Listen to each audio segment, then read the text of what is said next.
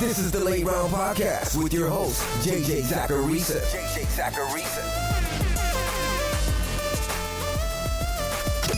What's up, everyone? It's JJ Zacharisa, the editor-in-chief at FanDuel and at numberfire.com, and this is episode 321 of the Late Round Podcast, one of the many shows that are part of the FanDuel Podcast Network. Thanks for tuning in. So like I said last week on the 15 Transactions show, this is about the time of year where things shift with the 15 Transactions column and podcast. Since trade deadlines have passed, the waiver wire becomes more of a focus, as does whether or not you should drop certain players. But I do still talk through some buys and sells. I know you can't act on them, but they serve sort of as confidence ratings. If someone's a buy, then you should feel confident in that player despite them maybe coming off a down game. If they're a sell, then you may need to be cautious in the fantasy playoffs with that particular player. So hopefully that all makes sense. Now before digging into this week's transactions, I wanted to send another reminder about OddsFire. I talked about this on last week's mailbag show, but OddsFire is a great resource for not just sports betting, but also fantasy football. You can quickly compare odds across bookmakers in the regulated U.S. market if you're looking to shop odds, but you can also quickly get a look at line movement and where money is being bet. And that money information is courtesy of some first-party FanDuel data. To check out the experience, head to oddsfire.com. Gambling problem? Call 1-800-GAMBLER. Buy Phillip Lindsay. So the Broncos' backfield has sort of been frustrating to read all season long. Phillip Lindsay's been the consistent piece, but Royce Freeman's kind of gotten in his way. Royce Freeman's been usable at times this year too, but he's been someone who's really capped Phillip Lindsay's upside. Now fortunately for all of you with Phillip Lindsay, things have shifted in his favor quite a bit over the last 2 weeks. Now his fantasy performances haven't really reflected this. He's ranked outside RB2 territory in each of these 2 games. But you got to look at his peripherals. After seeing roughly 56% of Denver's running back carries through their Week 10 bye, Lindsay's averaged a 74% running back rush share over his last 2 games. He had almost an 87% share in Week 12. From Week 1 through Week 10, his highest single-game snap share was just 56.2%. Over his last 2 games, those numbers are 64% and 54%.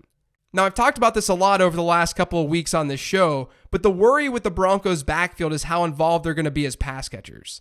Because without Joe Flacco under center, they haven't been using Royce Freeman and Phillip Lindsay nearly as much as receivers. But the good news is this past week, Phillip Lindsay saw his target share at 12.5%. That's by far his highest since Joe Flacco got hurt. So if all of this continues, I don't think that Phillip Lindsay should have that much trouble producing in the fantasy football playoffs, especially given their schedule. They get a struggling Houston defense in Week 14, and then they get Kansas City and Detroit in Weeks 15 and 16. Each of those matchups are plus ones when you adjust for strength of opponent. Add Rashad Penny. Chris Carson has a fumbling problem, and that's opened things up quite a bit for Rashad Penny. The Seahawks featured Penny on Sunday. They gave him 63.6% of the team's running back carries. That was easily a season high for him. And he looked good. He ran for 129 yards and a touchdown. So I think that Rashad Penny is a priority off the waiver wire this week. Now things could shift very quickly back into Chris Carson's favor. All it takes is the coaching staff to say, "We have faith in you, Chris Carson."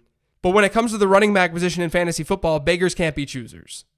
You got to just go for guys who look like they might see a path to some volume. Hold or sell James White. So hypothetically, the upcoming schedule for New England sets up pretty well for James White. They get Houston in Week 13. They've given up the most running back receptions in the NFL this year. And then in Week 14, they get Kansas City. The Chiefs are a top 10 team in running back receptions allowed, and they've given up the most fantasy points to running backs this season. So that's all good for James White. But Rex Burkhead's sort of been a problem since he returned from injury. Since Week 8 when he returned, White's seen his target share go from about 21% to 11%. White's been below a 10% target share in 2 of his 4 games played with Burkhead since Burkhead's come back. Now this could all mean nothing, because as we know, Burkhead was healthy to start the season. And during that time, White's target share was fine. But if you're locked into a playoff spot, New England's games against Cincinnati and Buffalo in weeks 15 and 16, they're not necessarily set up to be the best for James White. If this Burkhead correlation is real, then White could underperform when you need him the most. So you might want to find an alternative option. I really do think that the next couple of games are going to be very telling for James White. Hold Aaron Rodgers. So it's really hard to believe, but Aaron Rodgers has been a fringe QB1 this year. And the way that he's accumulated these points has not been pretty at all. He has not been consistent whatsoever. He has 8 performances where he's ranked 19th or worse in weekly fantasy scoring. Really, the reason his points per game average is still in the top 12 is because he went off against Oakland. He had a near 44-point outing against the Raiders. Now, I usually hate when analysts do this, but bear with me here. If you take away that game, Rodgers is averaging 15.3 fantasy points per game. That's worse than Daniel Jones. But I don't think it's time to just drop Aaron Rodgers. The Packers have faced a pretty tough schedule. Aaron Rodgers right now in points per game is QB 11, but when you adjust that for strength of opponent, he's about QB 10, almost QB 8. So he's slightly better than his current ranking. And over the next 2 weeks, they get the Giants and then they get Washington. Those are 2 teams that rank in the bottom half of the league in schedule-adjusted points allowed to the quarterback position. Now, with that being said, you might not want to buy into Aaron Rodgers, because he does get Chicago and Minnesota during the final 2 weeks of the fantasy season. Chicago's a tough matchup. Minnesota on paper isn't, but I'm always wary of divisional matchups. Drop Josh Gordon. I love Josh Gordon. I want Josh Gordon to succeed, but I don't think he's going to help your fantasy football team right now. Or at least the probability of him helping you win a fantasy championship is pretty low. He only played about a third of Seattle's snaps on Sunday, and he's now seen fewer than 10% of Seattle's targets in each of the last 2 games. Even if he has a big performance, and hopefully he does, but even if he has a big performance from now until the end of the year, you're likely not going to feel confident enough to even play him. So I think that you can drop him. Add LaShawn McCoy and Darrell Williams. So at the time of this recording, we don't know a whole lot about what's going on with Damian Williams and his ribs. The last time we saw the Chiefs, Williams exited the game with an injury to his ribs. Because Damian Williams was playing over 70% of Kansas City's snaps in the 2 games prior to this injury, LaShawn McCoy and Darrell Williams should be added off the waiver wire. LaShawn McCoy might not be on your wire, but Darrell Williams probably is. I would prioritize McCoy, but don't be afraid of adding Darrell Williams either, because we know McCoy has struggled with injuries this year too.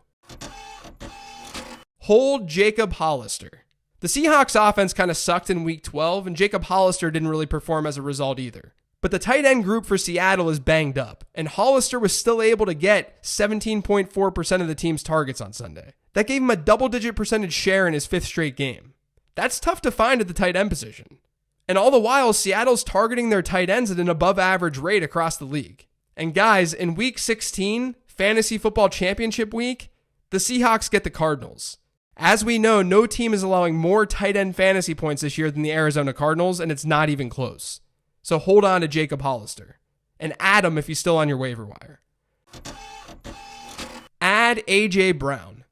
So every time Corey Davis has a good fantasy performance, at least this season, I've sold him on this 15 Transactions podcast. And it's because Tennessee's offense is a run-heavy offense. So even a nice target share in that offense doesn't do a whole lot from a volume standpoint. But I do think that adding A.J. Brown right now isn't a terrible idea. He's actually seen a 22% target share over his last 5 games. And those 5 games just happen to overlap with when Ryan Tannehill became the starter of this team.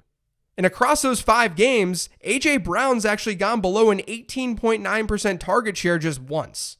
And Tennessee has good matchups against Oakland and Houston in weeks 14 and 15. Team wide receivers against the Raiders have scored 4.2 points above their season-long average, while wideouts against the Texans have scored 3 more points above their average. Those are some of the most favorable matchups in the league. So I think that A.J. Brown could hypothetically be usable in those spots. Add Ryan Tannehill. So I just mentioned that A.J. Brown has those favorable matchups, and naturally, so does Ryan Tannehill. But here's something that's pretty crazy with Tannehill. Since week 7, when he became starter, only one quarterback has averaged more fantasy points per game than Ryan Tannehill. His name is Lamar Jackson. That's it. Now, some of this has to do with his rushing touchdowns. Ryan Tannehill has 3 rushing touchdowns during this time. But we know that that's part of his game. We know that's part of how he's historically accumulated fantasy points. Over his last 3 games, he has 38, 37, and 40 rushing yards. Ryan Tannehill is an athletic quarterback. I don't think he's going to maintain a QB2 pace from here on out. But I do think that Ryan Tannehill can be a top 10 quarterback in these plus matchups entering the fantasy playoffs. So he should be on your radar as an add this week. Buy Josh Jacobs. It was a really tough day for Josh Jacobs and really the entire Raiders offense against New York. We know the Jets can stop the run, but even still, Jacobs underperformed. He only saw 52.6% of the Raiders' running back rushes, and he only had a 3% target share. Across the season, he's seen 72.8% of the team's running back rushes and a 7.5% target share. And those numbers were trending in the right direction prior to that game against New York. Before Week 12, he had seen at least 10% of Oakland's targets in consecutive games to go along with an 81% running back rush share. He was seeing a lot of work in that offense. So once the Raiders' game scripts return to normal, which should happen this week, which should happen moving forward, Josh Jacobs is going to be usable again in fantasy football. And they get matchups against the Chiefs, Titans, Jags, and Chargers to close out the fantasy season. Those are teams that are giving up bottom half of the league production to the running back position when adjusted for strength of opponent. So Josh Jacobs should put up really good numbers for your fantasy team down the stretch. Add Benny Snell. So the Steelers decided to feature Benny Snell on Sunday. He was returning from injury instead of Jalen Samuels. If you watched Jalen Samuels this year, then you would understand why. I actually talked about this on my Facebook Live on Sunday that you guys could catch over on the FanDuel Facebook page. I was worried that Benny Snell was going to dig into Jalen Samuels' workload, and Benny Snell essentially just took over that backfield. His running back rush share was 67.7%. He had 21 carries in that game versus the 10 that went to all other Pittsburgh running backs. Considering James Conner hasn't been able to stay healthy, Benny Snell should be added off the waiver wire. Hold Noah Fant. So Noah Fant didn't have a great performance on Sunday against Buffalo, but Buffalo's been a team that's been good against tight ends over the last couple of years. But he was held to just 3 catches for 14 yards. But the good news is he still saw a large percentage of the team's targets. And that's been a trend, as I've talked about, since wide receiver Emmanuel Sanders left the team. Since Sanders went to San Francisco, Fant had a 25% target share in this Denver offense, and he's yet to finish a game with a target share below 20%. It's impossible to find that number off the waiver wire, not just at the tight end position, but almost any position. So don't drop Noah Fant after a bad game. Add Sam Darnold. We've now seen Sam Darnold put together 3 straight top 10 performances where he scored at least 21.7 fantasy points in every single game. The matchups were good, sure. He faced the Giants, he faced Washington, he faced Oakland, but things aren't going to get that much tougher moving forward, at least over the next 2 weeks. In Week 13, they get the Bengals. In Week 14, they get the Dolphins. Those are 2+ matchups for fantasy quarterbacks. Now, you're going to have a hard time trusting Darnold and the Jets offense in Weeks 15 and 16 because they're facing Baltimore and Pittsburgh. But until then, just ride Sam Darnold. Add the Carolina Panthers defense. So if you need a defense specifically for Week 13, then Carolina is a very, very easy choice. They're rostered in just 33% of Yahoo leagues, and they're getting Washington this week in Carolina. They're 9.5-point favorites according to FanDuel Sportsbook, and on the year, Washington's been sacked at the 4th highest rate in the league. As a starter, Dwayne Haskins is averaging over 4 sacks per game. And then all the while, Carolina is generating pressure at an above-average rate, and they've sacked quarterbacks at the 2nd highest rate in football. There could be a lot of sacks for this Carolina defense on Sunday. Add the Green Bay Packers defense. If you need a defense that's going to be helpful for multiple weeks, then you could look at Green Bay. As I talked about with Aaron Rodgers earlier, they have a couple of cake matchups upcoming. They get New York, they get the Giants, and then they get Washington. Those are 2 of the top 6 best matchups for a fantasy defense when looking at schedule-adjusted fantasy points allowed. The Packers are only rostered in 24% of Yahoo leagues, so they should be available. The 16th transaction that you can't get in my 15 transactions column over on numberfire.com this week is to drop Kalen Ballage.